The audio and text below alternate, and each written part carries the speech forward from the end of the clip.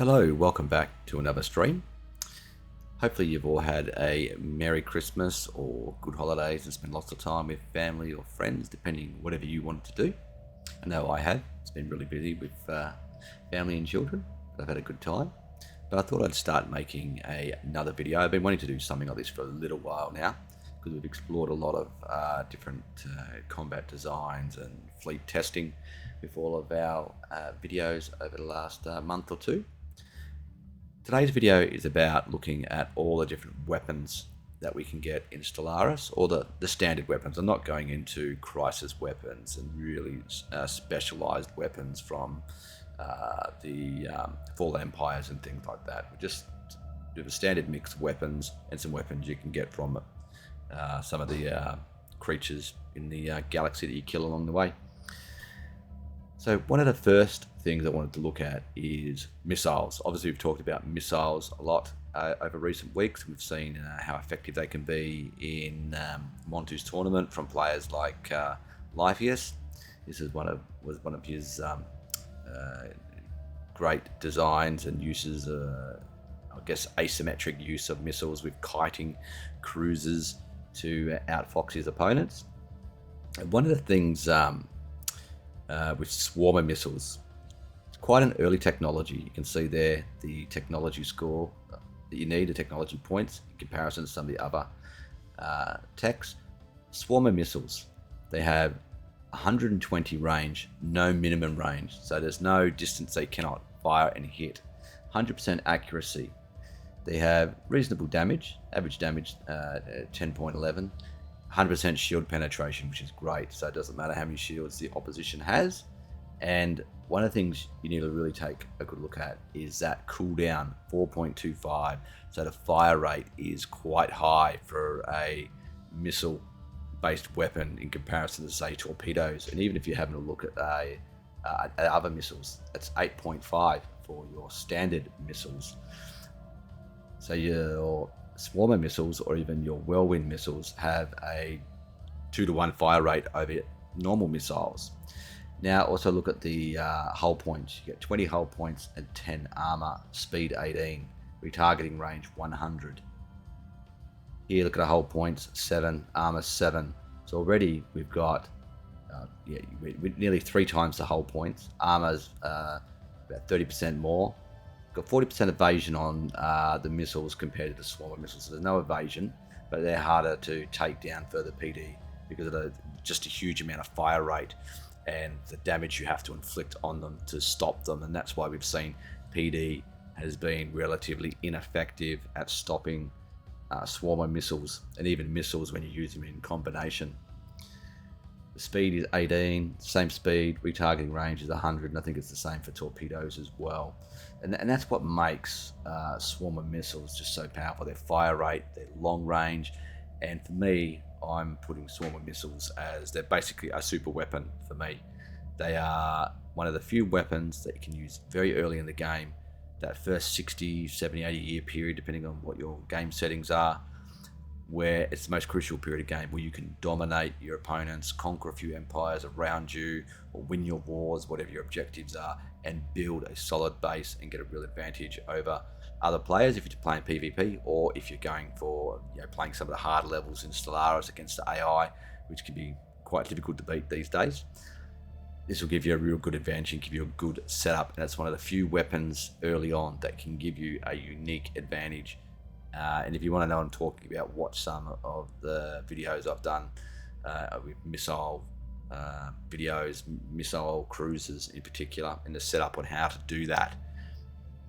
So that's why I'm putting missiles, swarmer missiles, and your normal missiles into the super category. And the other reason it's very effective is because in the early game, you only have to focus on missile technology. You don't need to focus on kinetics and lasers and plasmas and spread your research over all these different areas. Focus on missiles, and then you can direct your research into maybe some better armor or better shields or engines or targeting computers, whatever it is, or things focused on your economy, and you can get a greater advantage in that way as well.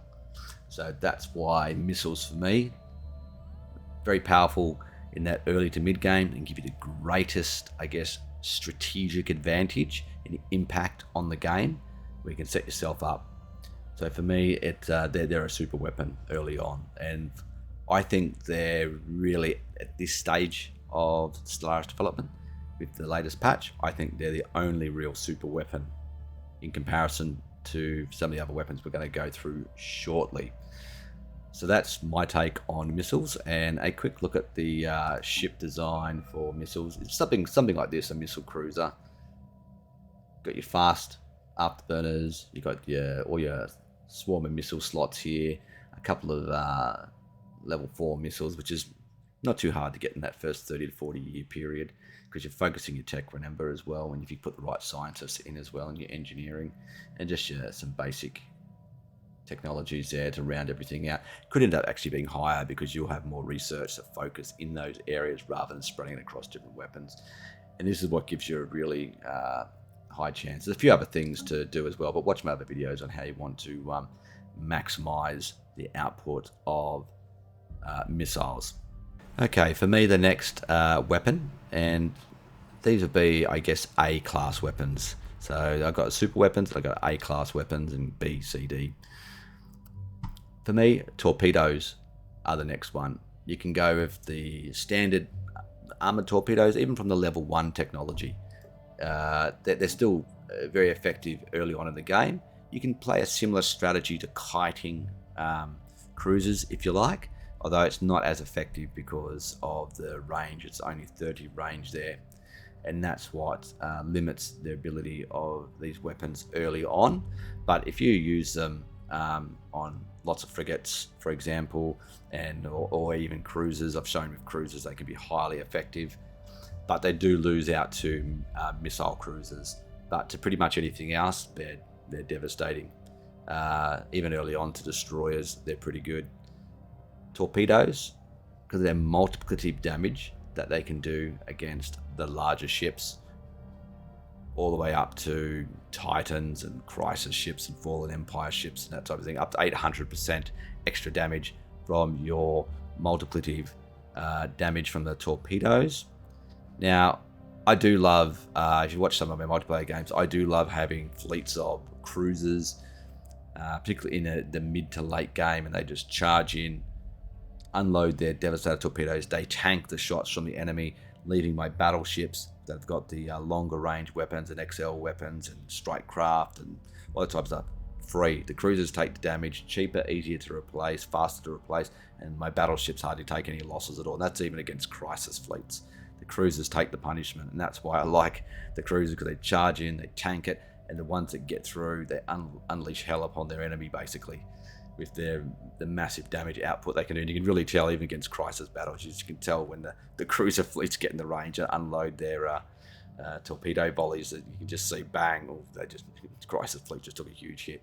But they are more I guess a mid-game to late game weapon. Early torpedoes you can use effectively as well. They are, in my view, they're an A-class weapon. Same with your proton launchers and neutron launchers. I put these all together because once you start getting, particularly the neutron launchers, they start to counter missile cruisers. If you have a similar build with the speed of the ships and using the right computers and admirals and stuff, they can start to counter the missile cruiser from that sort of mid to late game period. They sort of cancel each other out a bit, but missiles, they still hold an advantage really through to the late game, but other weapons start to come into play and neutralize it a bit. But for me, because of the multiplicative damage, I've done videos on all of these and shown how effective Devastator cruisers can be, neutron launcher cruisers. They are very powerful. So for me, that's an A-class weapon. The only problem, I guess, with using energy weapons, they do consume more energy, which does limit your ability to have defensive weapons or defensive slots as higher tech levels maybe as what you've got because of the energy requirements. I'm not going to worry about Scourge weapons because they're just right at the end of the game, not really useful to most players for most of the game. We know they're the best. That's pretty simple. So for me, torpedoes are probably one of the next best weapons, and that's simply because of the changes to the combat system. So do use them. They are very effective. and a lot of fun. I just like seeing my cruisers go in. You know, depending on your enemy, load them up on the armor, charge in, and just all guns blazing or all torpedoes firing, and they just absolutely waste the enemy once they get into range. Really effective. Now this is a good ship design because I love the disruptors. Disruptors are another A-class weapon for me, and this is from very early on in the game. Once again, I've done videos on this as well, so you can look for all my videos and see how effective they are. Disruptors, even you can make a whole disruptor cruiser.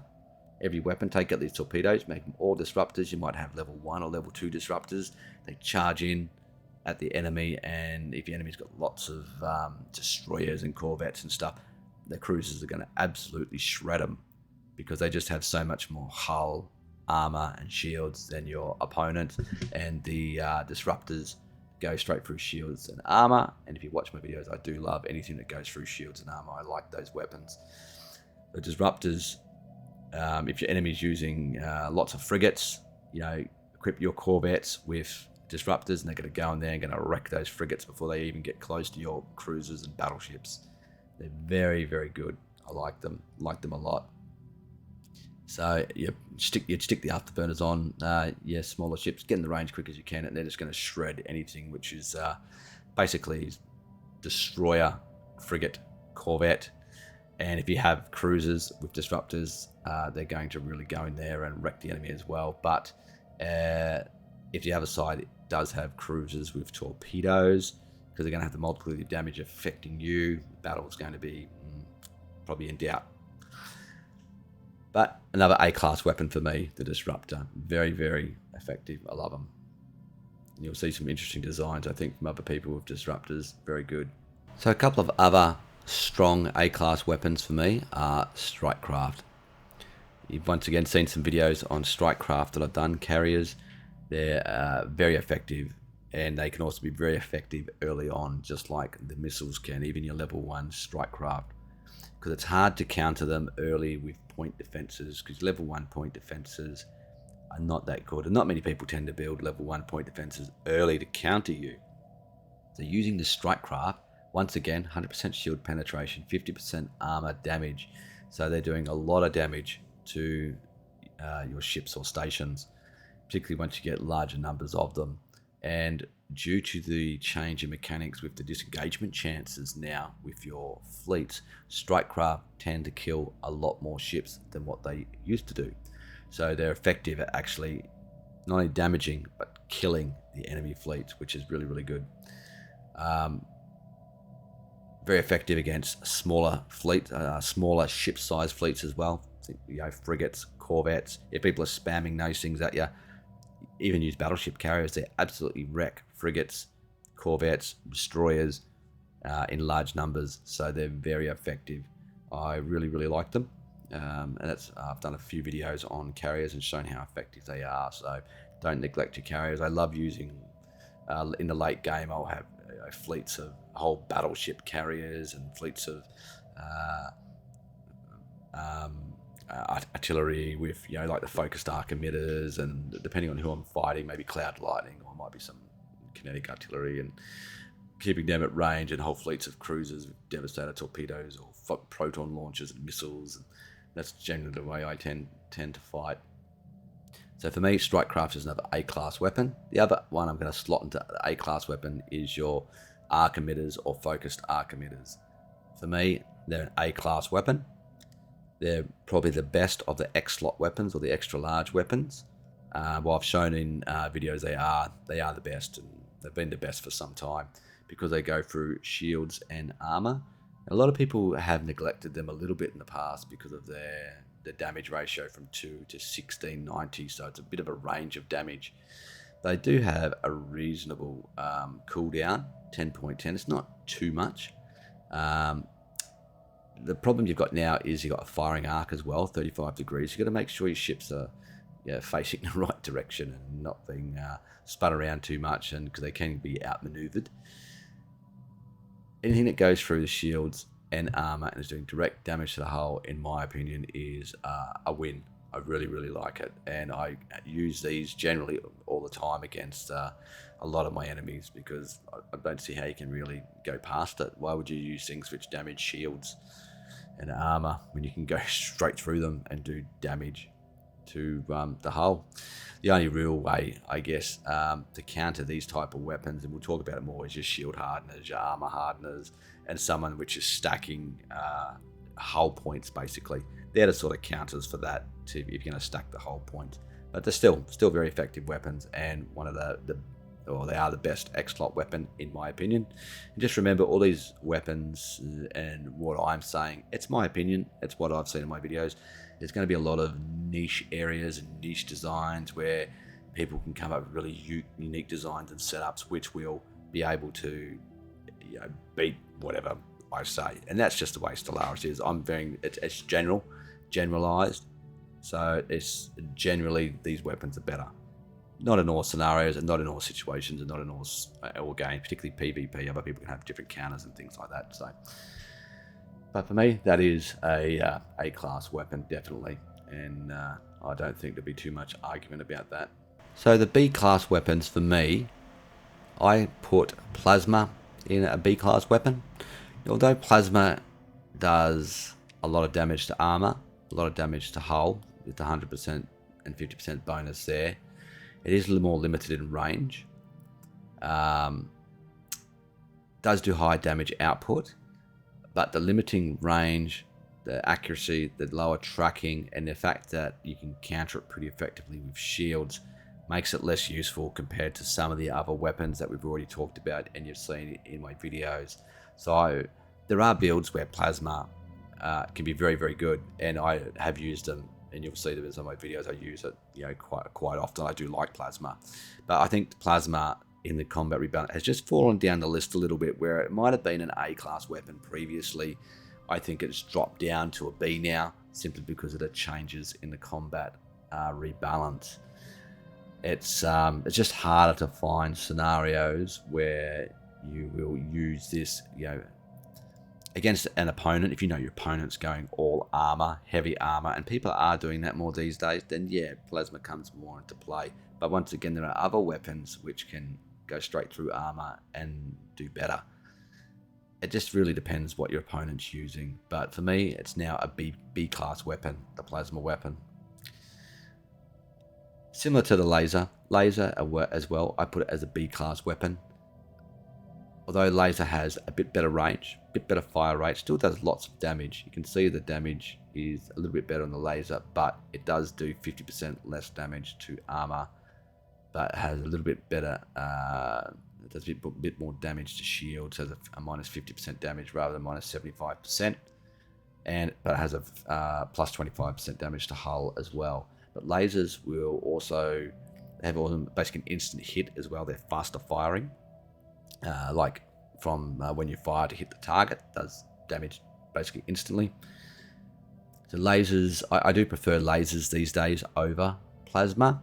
That's why you will see me use lasers a little bit more, but it's still a B class weapon in my opinion, simply due to the changes in mechanics. But I do know some people are coming up with some interesting designs using all lasers and Plasma in those ways. But I think we saw in Montu's tournament people using these type of builds with lasers and Plasma and autocannons and some kinetic tended to do a lot worse in the fleet battles compared to others that had adapted to the new combat rebalance better and had used some of those other weapons I've already talked about more effectively.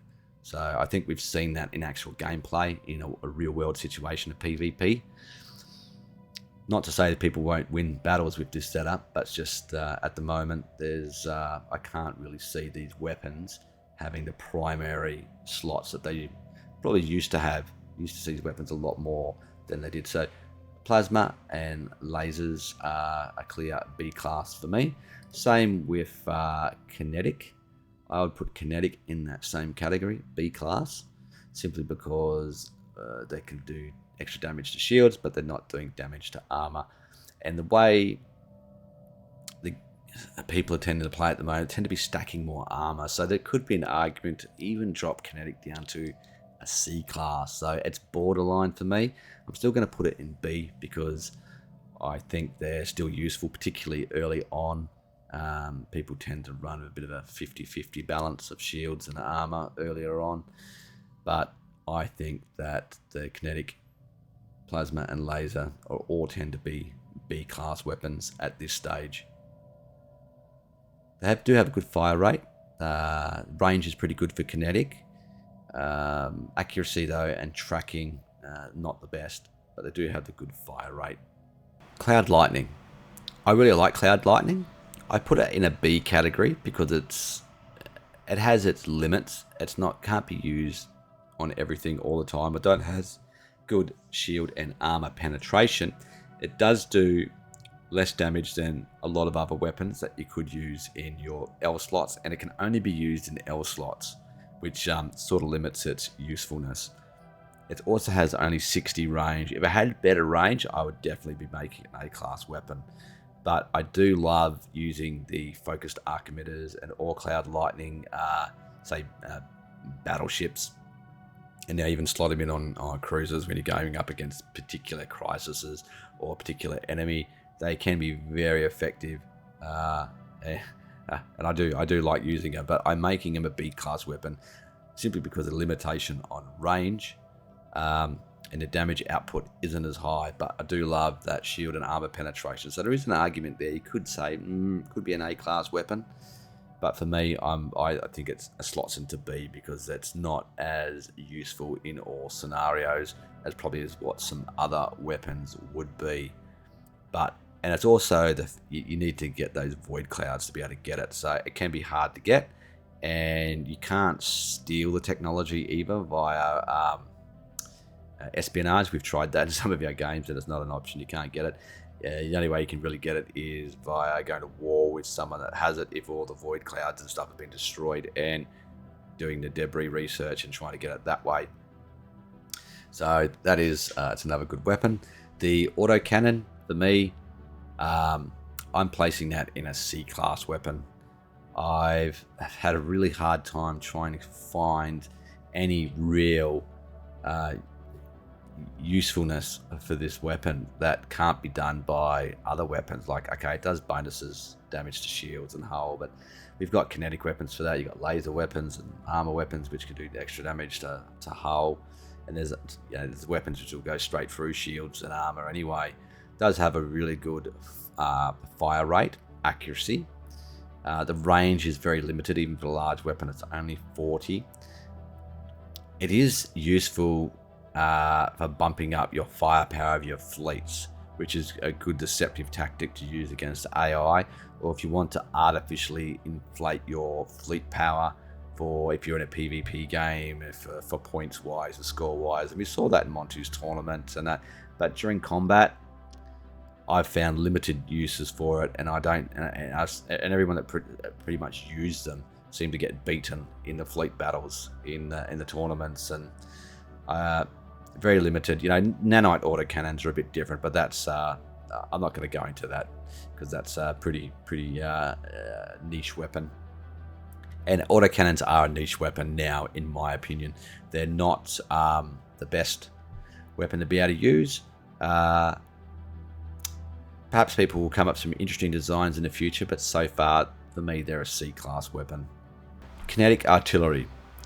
Kinetic Artillery is still powerful. I think they are a pretty good weapon. They're not used as much anymore, simply because people are using armor more these days due to the changes in the combat rebalance and to do with torpedoes, because torpedoes go straight through shields. Missiles go through shields, so people are stacking more armor these days. So kinetic batteries have dropped down, I guess, from probably what it used to be an A-class weapon. Everyone used to stack them up.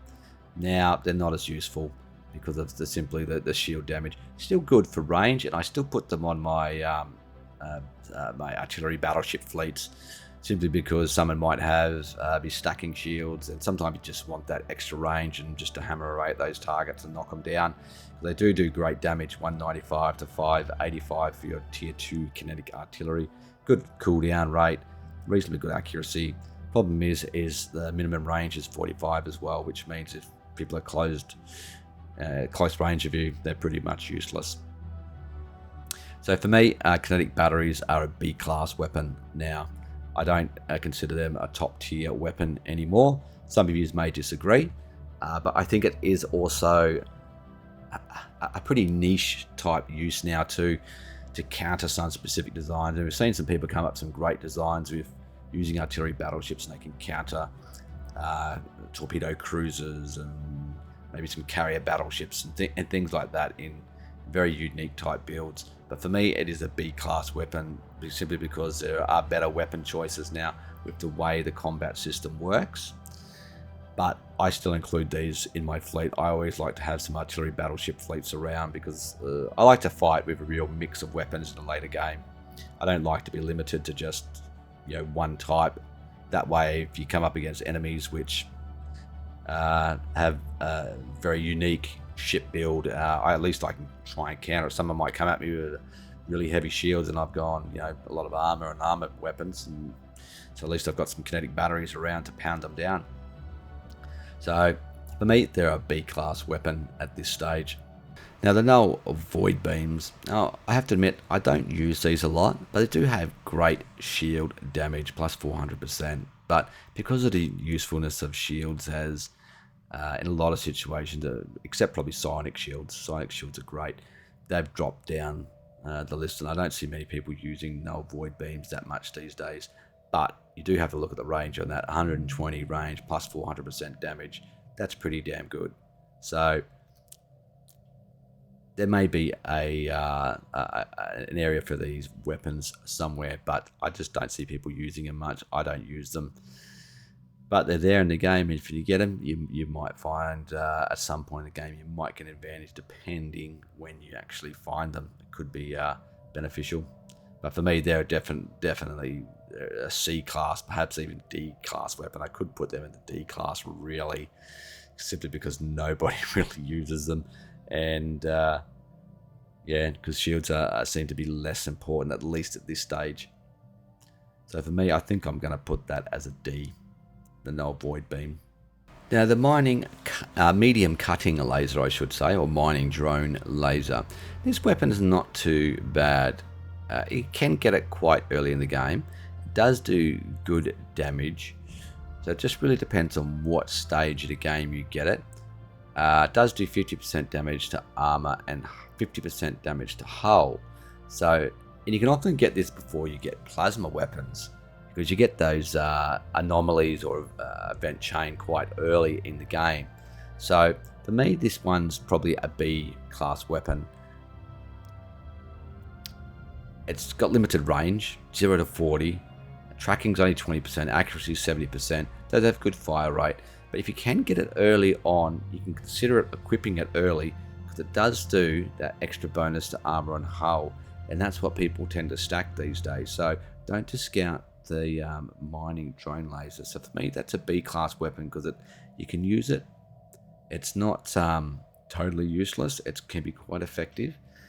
But only in that sort of early part of the game, early to mid game, and then it becomes irrelevant because there's no upgrades, and other weapons surpass it.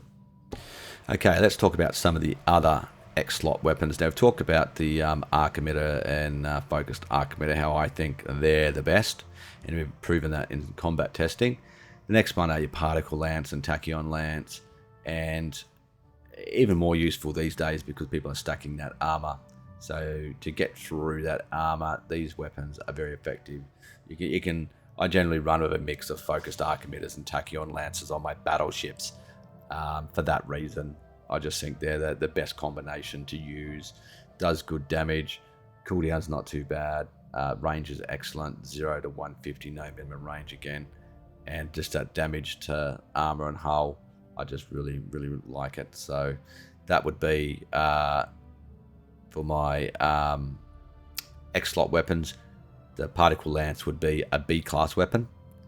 So focused arc emitter is A, tachyon lance is the B. The mega cannon or giga cannon, for me, it's a C class weapon. It did really poorly in a lot of my testing. it does great damage, but mostly to shields, and because people aren't using as much shields these days, its effectiveness is reduced. And there's other weapons which just outperform it. So I would not prioritize the Giga Cannon.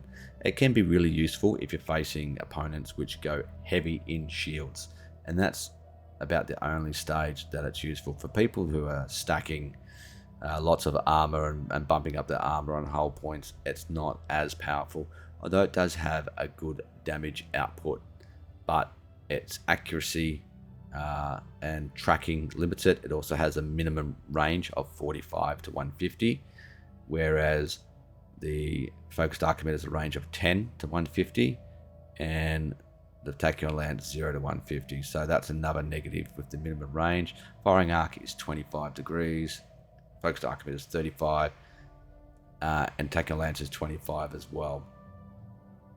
So though it's got a pretty good average damage output, for me it's a C-class weapon with the X-slot weapons for the Mega Cannon and Giga Cannon, which it's a bit disappointing, really, because you think these large projectile weapons and the artillery weapons that would probably go through shields, you'd think they would just go boom, like the same as a missile or torpedo, but for some reason projectiles firing at some massive velocity from Mega Cannons and Giga Cannons don't go through shields. They just do extra damage to shields.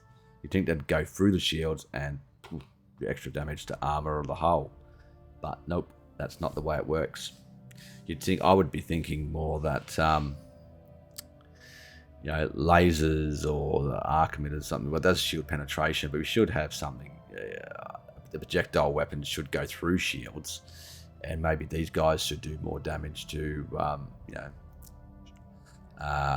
shields than doing damage to armor and hull. Maybe this should be reversed, but anyway, that's just more semantics really and personal preference. But yeah, I think that's a C-class weapon for the Mega Cannon and Giga Cannon. I would prioritize these technologies first over the Mega Cannon and Giga Cannon. If technology is a bit tight, or if you see these technologies appear earlier in the tech tree compared to the Mega Cannon and Giga Cannon. So we're going to talk about a few of the defensive weapons you can use, or in your auxiliary slots. One of the best weapons you can put in, or should say defensive weapons system, is your Shield Hardener. Particularly the first generation.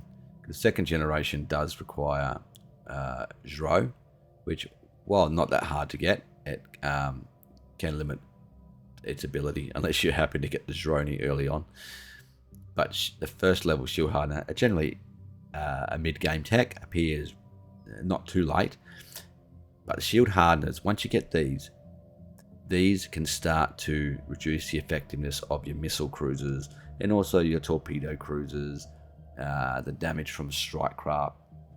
And when you start combining Shield Hardeners and start stacking them on your ships, particularly when you put, say, on your battleships, use the 2 medium slot broadside stern, gives you the 3 auxiliary slots, so you can stack your Shield Hardeners, and that's when some of your other weapons now can come to play, which makes your X-slot weapons more important. It can bring your artillery back into the game. It can bring, it can actually help bring a role for your plasma and laser weapons to be more important, because we're starting to negate the benefits of that early mid-game superiority of your missiles and torpedoes. They are still effective, and it will continue to be very effective unless you use your Shield Hardeners. Now, for me, in terms of defensive weapons, Shield Hardeners are an A-class defensive weapon for me. They're basically a must-have if you're wanting to combat people going to be using missiles and torpedoes, because what it does, it reduces basically the penetration ability. It only hardens your shields against weapons which penetrate shields, not weapons which do damage to shields. So things like missiles and torpedoes, and also your focused arc emitters and cloud lightning, disruptors. These are the things that it hardens the weapons against, which were all those ones they pretty much gave A's to, or made it a super weapon earlier on. The Shield Hardener can negate the strongest strengths of those weapons. So when you get shield hardener tech, get it. Particularly, you're going to need exotic gases, because you need exotic gas to build them. So make sure you've got exotic gases. So it actually increases the importance of exotic gas as a technology and a resource to secure as well. So shield hardeners, once you get them, you're in business and you can start combating those missile cruisers. So as an example, if you've got cruiser with missiles on it, and then you put all your shield hardeners on, and then your enemy is also in a PvP game also got the cruisers with missiles on it, but they don't have the shield hardeners, guess who's going to win that engagement? You are. So don't neglect that attack. As soon as you get it, it can give you a really good strategic advantage for a longer period of time and enable you to beat that opponent nearby who's using the same tactics of missile cruisers against you. But now you've got shield hardeners, you've got the defensive edge, use it, and you can win that battle and knock them out of the game. Or at least win a key engagement and make them your vassal or whatever it is you're doing. Advanced shield hardeners, a bit harder to get, but it's similar. They're all the same weapon. I've slotted in the A, but it's just harder to get with the Dro until a little bit later in the game. But once you get it, start using them because it's a 25% bonus rather than 15% bonus, and it does stack. I've tested it out in my videos. Once again, I got a whole video devoted to shield hardeners, and I've also got another one devoted to armor hardeners. So a little bit less useful, particularly early on, but because there's less armor penetration weapons early on, the things you're going to be countering are things like this: armor penetration, cloud lightning. Probably the main one is your disruptors. If someone was using lots of disruptor cruisers or corvettes and stuff like that, you could probably, if you wanted to say run lots of frigates with torpedoes, you'd want to put reactive armor onto them. They're easy to get. It's an easy technology to get. You only need crystals. It does appear quite early, and that will negate some of the damage from the disruptors. Although disruptors will probably still win in the end over frigates because they just do so much damage so quickly. But it will make it harder, and maybe you've got other ships and screening ships which will be able to turn the tide against the other opponents. So reactive armor is also I put it as a B class weapon, defensive weapon for me, because it's just a little bit less useful than your shield hardeners, but is very, very useful. I wouldn't neglect that technology either. The living reactive armor, harder to really build because you need living metal, and you're going to need if you're going to use a lot of it, you're going to need a fair bit of it to build fleets. And it's hard when you're fighting, say, like larger enemies. If you're fighting in a big war and you're taking lots of losses, it's hard to regenerate your fleets if you're using living reactive armor, because you need lots of living metal. And while you can buy it from fallen empires and things like that, and sometimes it's hard to actually get a source. There's so many games I've played recently where you just don't even get a source of living metal within your borders, and I've had a really big empire covering 1/5 or 1/4 of the galaxy and still haven't got any living metal. So it can be hard to get. So for me, it's a B class defensive weapon, but very, very important, particularly negating these type of weapons when you use reactive armor and the shield hardeners together. Very good. Probably something which has dropped down the list is your shield capacitors. People aren't using these as much anymore. I think they're still good against things like maybe on larger ships like Titans and Juggernauts, which can really boost up that huge amount of shield points. But for me, I think they're basically probably a C or D class weapon. They're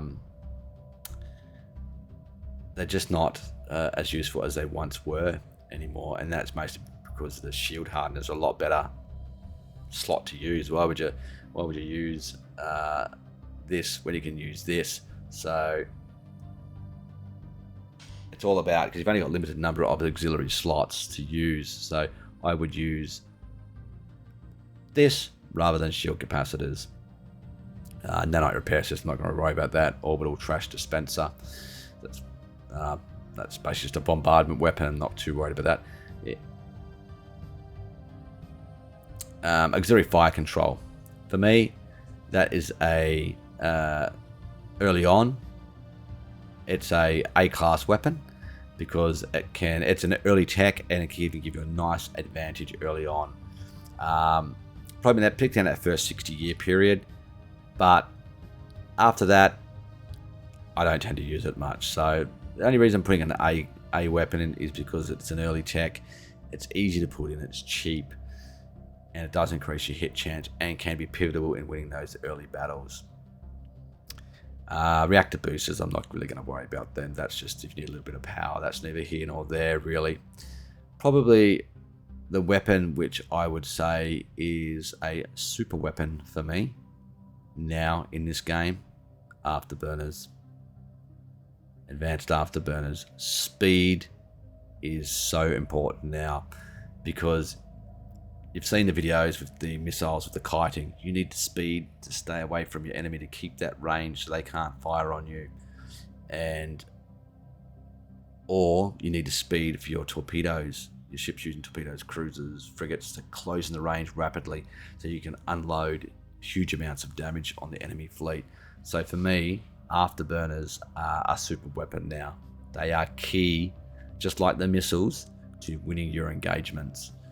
So don't neglect the Afterburner. The speed gives you a sublight bonus to speed, 10%, and plus 5% to evasion. Regenerative hull. For me, that is probably a B class weapon, a defensive weapon. I think it can be very good when you've got good hull regen, 5%, daily armor regen, 10%. You can also stack them, so they can be very effective. The issue you get is, do you put that in there, or do you put your armor hardening or shield hardeners in?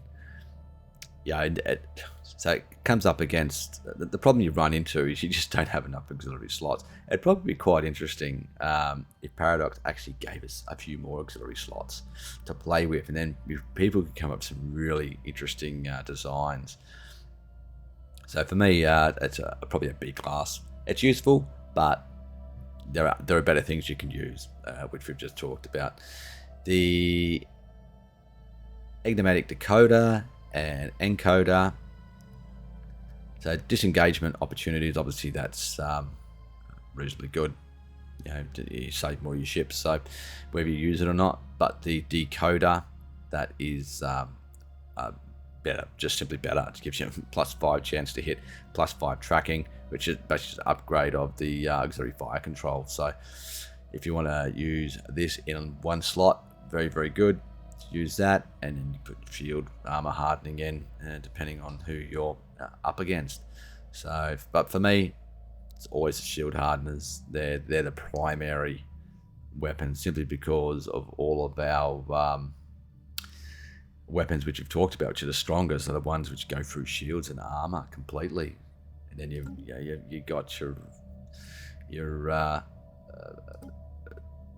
missiles, and your missiles going through shields. You've got your torpedoes which go through shields and doing damage to your armor. So it negates a lot of those strengths. So that's one of the reasons shield hardness is one of the most important defensive techs you could get. Even an argument you can make it a super weapon.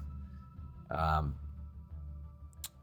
I'm keeping it an A-class weapon, for my opinion. Probably because you can't get it until around that mid-game point. You could try and beeline for it and focus more on it, and depending on your tech rolls, get lucky for it. But I just think that it's the missiles so easy to get and research, and Afterburners you get so easily as well. You combine those two, and it's just a super weapon. It's a super ship design. We've seen with the missile cruiser. That's more of a late game missile cruiser, but the simple version of the missile cruiser here, tier 1 Afterburners technology, it's very hard to beat that up until after mid-game point. One of the things I do like about the torpedo designs on cruisers as well, you can very quickly change them. Between you could be running energy torpedoes, you could be putting proton torpedoes in here, or you can switch it up and go straight for your other class of weapons devastator with it, and leave this all missiles, which makes it also very effective. You got the Afterburners in there. So if you do the same things you do the kiting tactics, we would probably put on, well, not for these ones, but for the energy ones you would, because of the range, 120 range, you do the kiting tactics. So yeah, so it's got the artillery computer in there already, so we're already obviously doing that. So it can be very effective. But if you say don't want to do that, and I do this against crisis ships, I change it up to a design like this. So my enemy, my fleets charge in, do huge amounts of damage to devastator torpedoes, and they're still doing DPS at long range as they're charging in. And once they get torpedo range, it just crush your enemy with devastator torpedoes. So you've got to think about that with your ship and weapon design as well. Like, what weapons can be interchangeable really, really quickly? So with your missile cruisers as well, if you wanted to change up the design, you can pretty much, because they're using medium slot weapons, you can pretty much change into nearly any type of other weapon. You know, if you want to go plasmas or lasers or kinetic, and you easily can. You don't have to change the actual ship sections, which adds up to a lot of alloy costs. So you've got to keep that in mind as well. So you can keep an opponent at bay by rapidly changing your weapon slots. If someone's adapted to your tactics, then you can rapidly change the ship design without having to change the I guess the cores or the different ship sections, which can be very costly. I guess the other thing we haven't really talked about much is the point defenses. So let's have a quick look at that. Let's go to a destroyer. Where are we? So point defenses, or flak.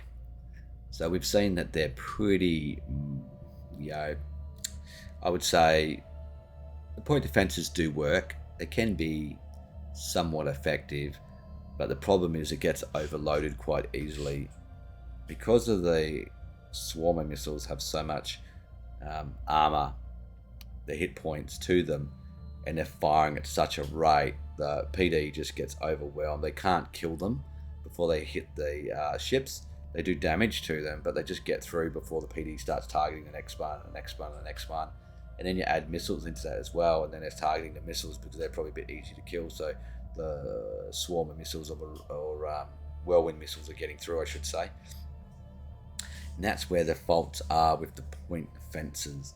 So not sure if it's working as intended at the moment, or whether they need to reduce the effectiveness, like maybe the hit points and armor on the swarmer and whirlwind missiles, or whether point defense needs a bit of a buff. But at the moment, the point defenses just don't seem to be working as well.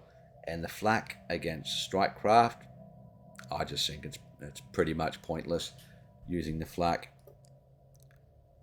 I would rather devote resources into my fleets. If I'm worried about strike craft, build up a strike craft, let your strike craft counter them, and hopefully they're also going to do damage to the enemy fleet as well. Whereas your flak's not really going to contribute any damage to the enemy fleet.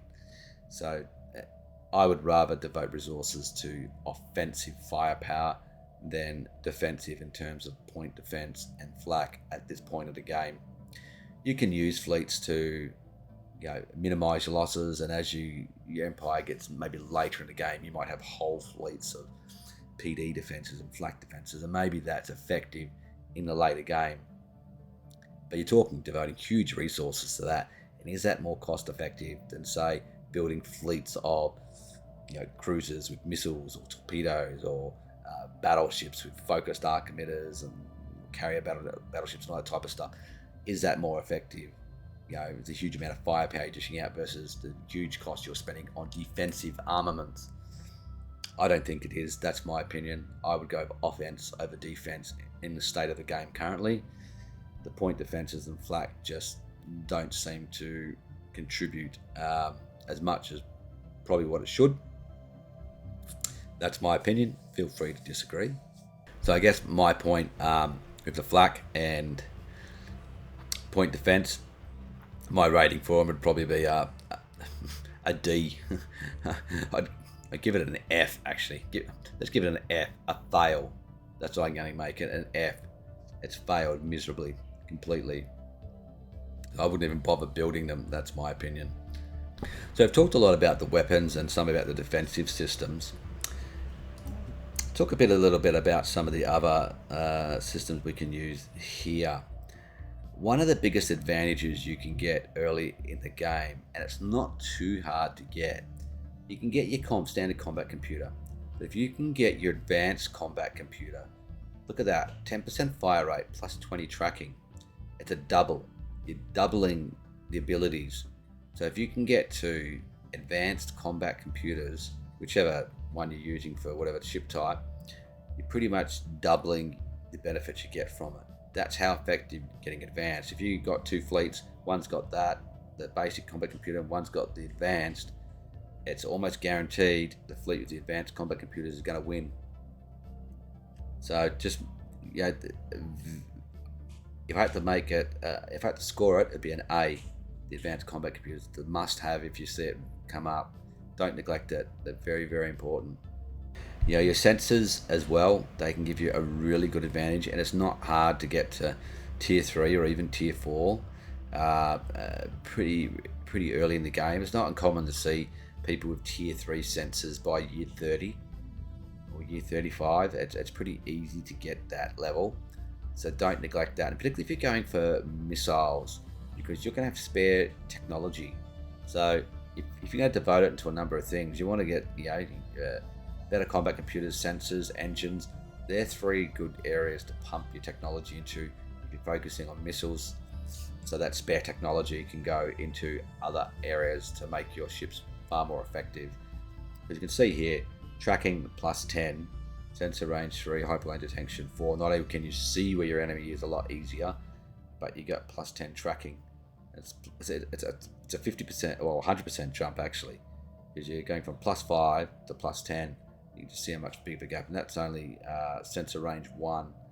Doesn't even give you any ability. So getting to level 3 quite quickly gives you it's a 10 time bonus over this radar system to level 1, because you haven't got any tracking ability.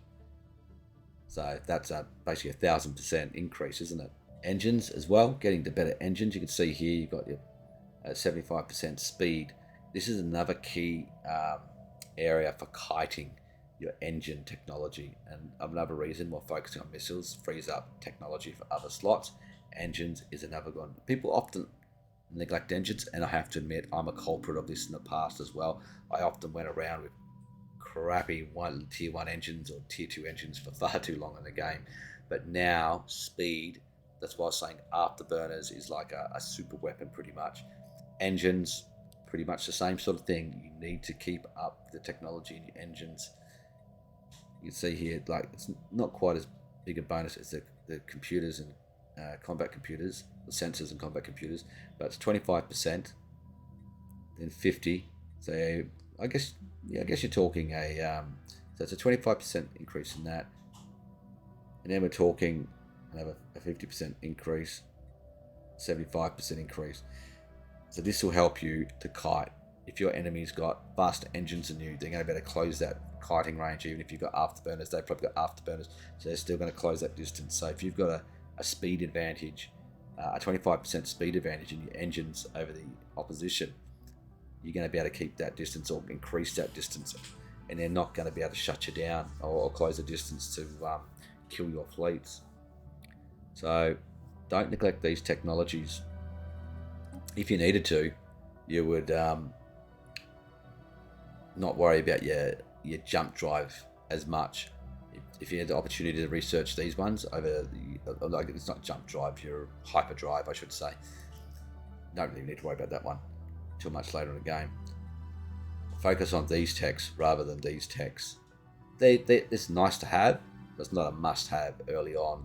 These ones far more effective early on, particularly your combat computer and your extra speed if you're going for the missile kiting. Obviously your power speaks for itself. I don't really need to talk about that. So I guess we talked a lot about shields and armor, but I haven't really looked at it a lot. I guess does sort of speak for itself. A tactic people are using is stacking hull points, because, as I've said, like, I like to use weapons that go through shields and armor straight to the hull. So using a crystal forged plating adds a lot of hull points. It also reduces the cost to build ships, so you can build more ships, replace them faster if you need large scale battles, simply because you're not adding that huge cost. Armor's alloy intensive. If you look at the cost of this, it's basically just cost is crystals. Whereas if you look at the cost of armor, let's say, armor here, there you go, it's nearly 80 alloys versus a bit of crystal. So that's a large saving right there. If you compare that to shields, shields have got half the cost of alloys in compared to armor. So that's why armor is expensive to refit your ships. If you're increasing your armor, it takes a long time and it's costly. So this is a tactic people are using, increasing the hull points to try and offset the ability of weapons which go through shields and armor. Armor has been more effective in this combat rebalance simply because of the number of weapons which go through shields now and do multiplicative damage, which is your torpedoes, and the missiles obviously go through the shields. So that's why people are using more armor. Dragon Scale is obviously the best armor you can get in the game. Not easy to obtain, but you can see the armor hit points 2,220 for a cost of 102 alloys. And if we compare that to, say, our neutronium armor, 1740 for 80, and we get, so it's nearly 500 armor hull points for an extra 20 alloy cost. So that's quite effective. That's a lot. You can see we stacked that, and that's a lot of armor. That's probably where you need your plasma lasers to cut through it. Shields, well, everyone knows dark matter deflectors are pretty good, but your psionic shields are, I think, are the best in the game. Dark matter shields, what have they got? Regen 11.1. I'm pretty sure psionic. I can't see psionic under it, even though I've done research or technologies and event technologies. Psionic shields didn't appear. I guess because it's linked to the Ascension perks now, it's probably why it didn't appear. No, that's why I can't get it to appear with the Machine Empire. So, anyway, like we all know, Psionic shields is one of the best if you're going down a Psionic Ascension tree. Very, very good. So, if you ever see a Psionic Empire, go to war with them, kill their ships, and reverse engineer their tech. Hopefully you can get Psionic shields. I think you can reverse engineer, I'm not sure. That'd be a really good thing to do. I wonder if you could steal it, Psionic shields. I've never tried that, to be honest. So I think I've covered every sort of weapon that you can get without Crisis weapons, Fallen Empire weapons. We don't really need to go into them. We know they're simply better in most categories. But some of the basic weapons, or the general weapons we all use for most of the game, and I've shown off in a lot of my videos. You don't have to agree with my opinions. They're just my opinions, and generally I think it's correct from what I've seen. But yeah, as I said before, there's a lot of niche areas and designs that, yeah, you'll be able to get an advantage in certain situations and scenarios, and if you stack certain edicts or certain ascension perks and generals or admirals and find certain systems and whatever it might be, yeah, you can get niche advantages, and some weapons will be better in certain scenarios. But overall, I think what I've said is pretty accurate. It's always subject to people's opinions, and that's fine. We can always agree to disagree, or someone might be able to say, no, this one's better, and I'll take your point. It's a community opinion in the end. So if you like this video, hit the like button. If you want to discuss it, come and join my Discord channel. Quite a lot of people there now offering a lot of opinions and advice, talking about the combat rebalance and what works and what doesn't, and sharing screenshots and things like that. So come and have a chat. I hope you enjoyed this video, and we're doing some more videos as time progresses. Holiday season's a bit bit harder at the moment, but I will try and get some more videos, and I'll be working on some more advanced guides and stuff in the near future as well. So hope you guys enjoying your holidays, and I'll see you all again shortly. Bye for now.